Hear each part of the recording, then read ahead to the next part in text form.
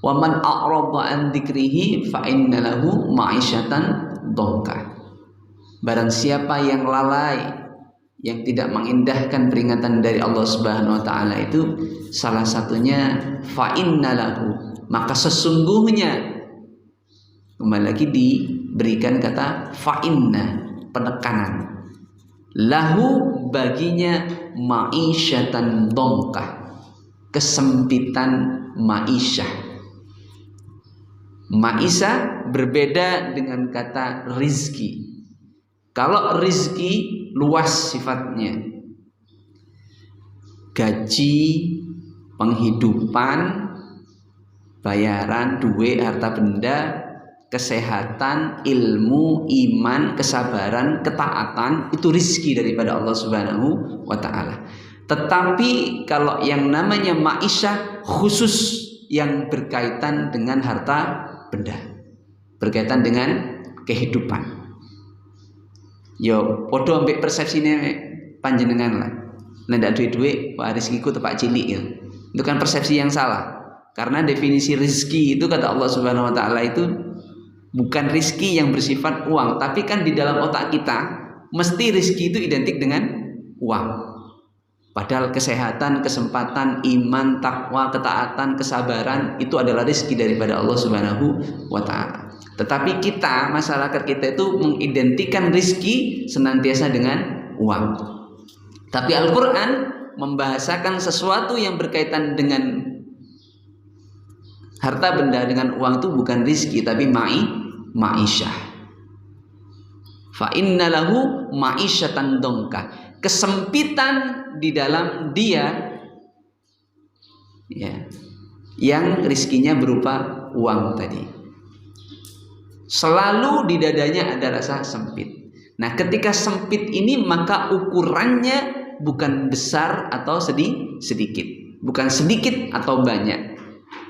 Ada orang, ya, digaji misalkan ngajar 300.000, tapi dia merasa cukup, bahkan merasa puas dengan rezeki itu, maka dia bukan ma'isyatan dhanka. Ada orang gajinya 5 juta,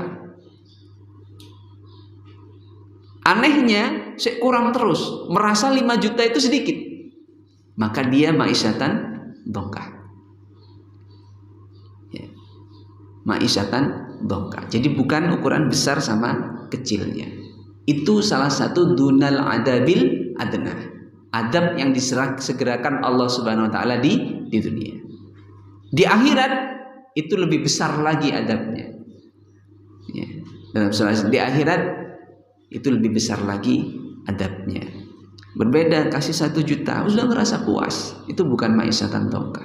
Banyak atau banyak? Ya, banyak orang dikasih gaji lebih dari 5 juta. Ya, bapak-bapak PNS terutama. Saya hanya dengar cerita saja, dengar cerita, ditambah sertifikasi, ditambah gaji pokok, ditambah gaji sekian, ternyata masih kurang. Ya. Akhirnya menggadaikan SK ke Bank Jatim. Itu saya pernah dengar cerita itu. Pontang-panting betul, kehidupannya sengsara betul. Kelihatannya mungkin orang enak gitu, kelihatan orang, tapi sebenarnya sengsara betul. Malam-malam tidak bisa tidur. Saya diceritai ini oleh kepala sekolah di Banyu Putih Kidul, karena beliau kan ngambil gaji itu. Ketika diambil gaji itu hanya yang selipnya saja, yang lainnya sudah dipotong Bank Jatim. Betul nih Pak Bang? Banyak yang gitu nih. Kata beliau gitu ya, kata beliau. Jadi banyak yang ada yang bawa 200.000. Itu yang pertama. Kemudian yang kedua, saya diceritai oleh pegawai rumah sakit di Karangbendo. Waduh mas, ngandel remunerasi. Wong mereka itu kalau bulanan itu ya ndak bawa gaji, gajinya sudah terpotong oleh hutangnya di bank atau tanggungannya atau kasbonnya. Nah terus kan, nah itulah mungkin ya, mungkin salah satu daripada ma'isyatan dhanka. Ya, yang mungkin harus kita muhasabai di mana kita yang salah.